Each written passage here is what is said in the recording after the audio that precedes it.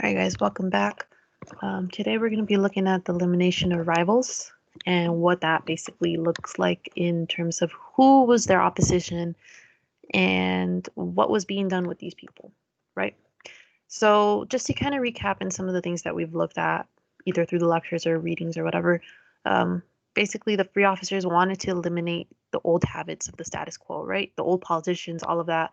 There was little resistance to that because some people wanted the status quo to end or because they just didn't want to feel threatened. But obviously, you're always going to have people that challenge your power at the end of the day. And what are the free officers going to do with those people? So while the free officers kind of did leave like the old politicians alone, basically they just didn't want them there, but they didn't really do necessarily anything bad to them yet. Their main focus was the people supporting those politicians, right? And they're going to use everything that they can use in order to get rid of those people. So while this shows us that while they had a diverse group of supporters, authoritarianism in itself, at least in this scenario, does reject pluralism, right? So multiple people, just multiple thoughts and everything like that. So it's either you're with us or you're against us, right? In this scenario, that might not be the case with some of the other scenarios we look at with Castro or something like that, okay? So the groups who would rival the free officers become clear once they were in power, right?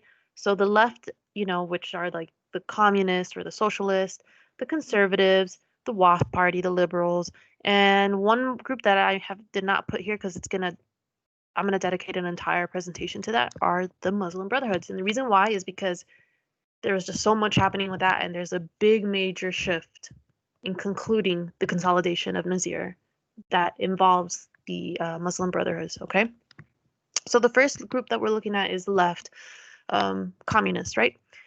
So on August 1952, a bunch of communist socialists or anybody that it's on the left, they go on strike by the textile workers, and they were expecting the free officers to basically support them and be there for them because they had done in the past before they came into power. But that's not what happened. The free officers basically turned this into a bloody battle against the army. So these workers against the military, the free officers. 4 people were killed and hundreds were injured. As a result of this, the government basically set up military court to basically try all of these individuals and send them to prison. Additionally, 30 more people were arrested who belonged to the Communist Party, and the Communist Party was outlawed at this time. So, the Communist Party obviously is going to be like, F the free officers, we don't like them anymore. So there goes one rival, right? Additionally, when a newspaper tried to report on this in situation, which is a horrible situation, the second that they tried to report on this, the army, the free officers surrounded that newspaper building and basically shut it down. So we start to see censorship right away without hesitation. And because the free officers were so fast in shutting down this newspaper, people on the left started to accuse the free officers of siding with the United States during the Cold War. So we'll get to the Cold War when we get to it, but just understand the Cold War was a battle of ideology between the left and the right. The left, with communism, the USSR, right? And the right is United States with capitalism. So now you see people saying like, oh, so you traded one power, the British, for another power. Is that what you were doing now? And basically this really upset the free officers because their credibility and their loyalty towards Egypt is being questioned. And there's a typo right there. My apologies. It won't show up in your notes. But when you think about it, it makes sense because, anybody who was suspected of being a communist was basically jailed or just severely repressed, shut down. There's no room for communism in this society right here under Egypt, right? And because of this, the relationship between the communist, the left, and the free officers was never prepared, which makes sense. Another rival that we see popping up is Ali, so the conservative person that became the prime minister, right? So one of the things that we'll get to is agrarian reform. We have not got into that. So if you don't understand what that is, it's okay. But basically, it's just land redistribution and farming and all of that stuff, right? So just understand that Ali was against this reform, which we'll know more about later. He resigned After his resignation, the free officers basically, as a response, arrested 64 prominent politicians, so important politicians and former palacemen. Um, this prime minister was replaced by somebody else picked by the free officers. And basically, according to Stephen Cook, who's a historian that's an expert on like Middle Eastern history, said that this showed that the Egyptian government was not independent in terms of making policies, but instead had to implement what the free officers wanted as policy. So you can start to see why the free officers have a little bit more and more influence and become more and more authoritarian as we move on with Nasser at the front of that. Next slide. So the party reorganization law is really important. And that is because we see the elimination of political parties happening at this time. So the free officers with Nikib, remember Nikib was like the leader or like the face of the party because he was like older and like a lot of people knew him. So if he rings a bell, he better ring a bell because he was in our last chapter.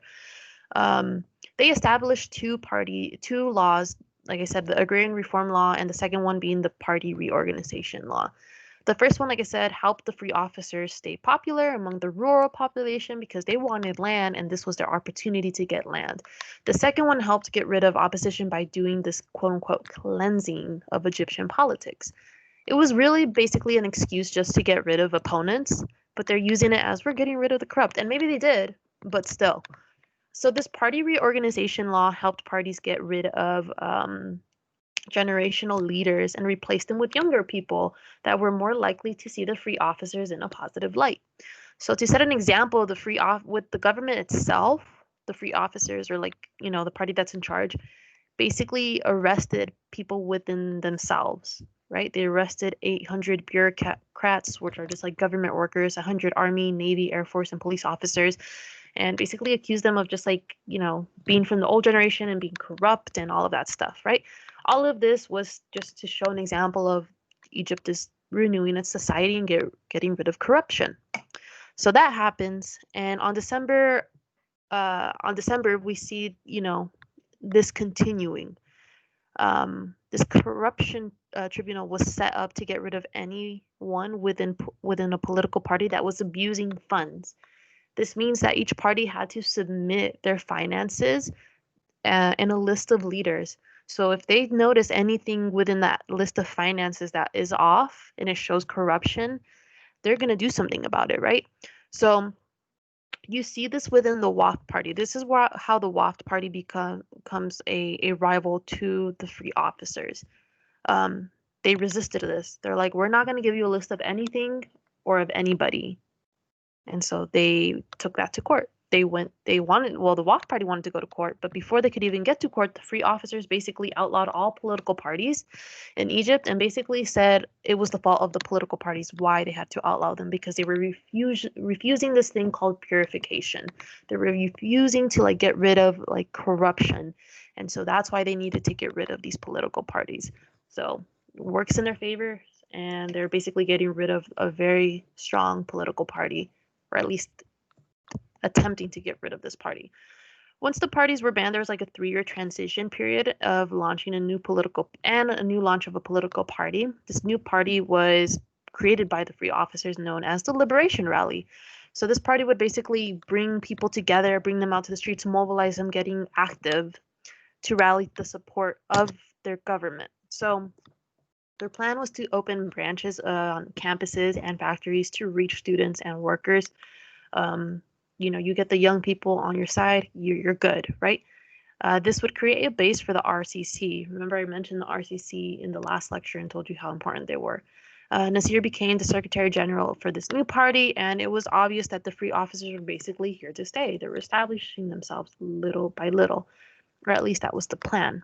So remember, first they came in as we're just here to save people. And then like it evolves into something more. Now, this party, the Liberation Rally, we're going to look a little bit more into them in the next few chapters. So the July coup was slowly turning into the July Revolution because it's like long-term plans that the free officers have for themselves in this government. like I said, the original goal was to carry out a coup, and now it's transformed into this long-term plan where we see the officers just staying in power, which includes Nazir.